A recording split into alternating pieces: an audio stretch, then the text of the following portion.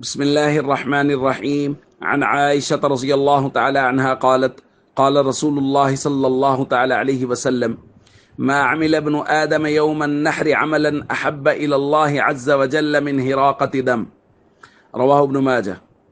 نبی کریم صلی اللہ علیہ وسلم نے ارشاد فرمایا، یوم النحر یعنی 10ویں ذی الحجہ کے دن ابن آدم کا کوئی بھی عمل اللہ رب العزت کے نزدیک خون بہانے سے زیادہ محبوب نہیں ہے۔ یعنی آج کے دن، عید کے دن، سب سے زیادہ محبوب عمل وہ جانور کو قربان کرنا ہے، اس کا خون بہانا ہے، اس کو ذبح کرنا ہے۔ پھر نبی کریم صلی اللہ علیہ وسلم نے فرمایا، وَإِنَّهُ لَيَأْتِي يَوْمَ الْقِيَامَةِ بِقُرُونِهَا وَأَظْلَافِهَا وَأَشْعَارِهَا، اور یہ قربانی کا جانور قیامت کے دن اپنے سینگوں، کھروں اور بالوں کے ساتھ آئے گا اور قربانی کرنے والے کی سفارش کرے گا۔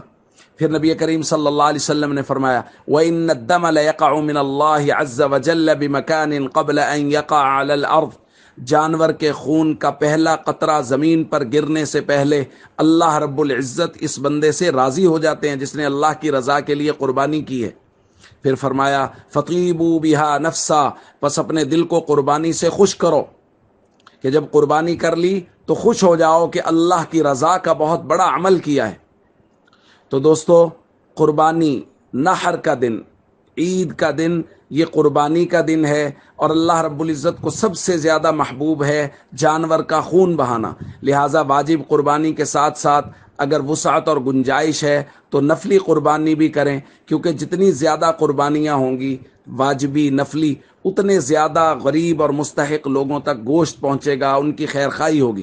اس لیے ہم سب کو چاہیے، جن کے پاس جتنی زیادہ وسعت ہے، آج کے دن اتنے جانور اللہ کے راستے میں قربان کریں، تاکہ قیامت والے دن یہ ہمارے سفارشی بھی ہوں اور اللہ رب العزت ہم سے راضی بھی ہو جائیں۔ السلام علیکم ورحمۃ اللہ وبرکاتہ۔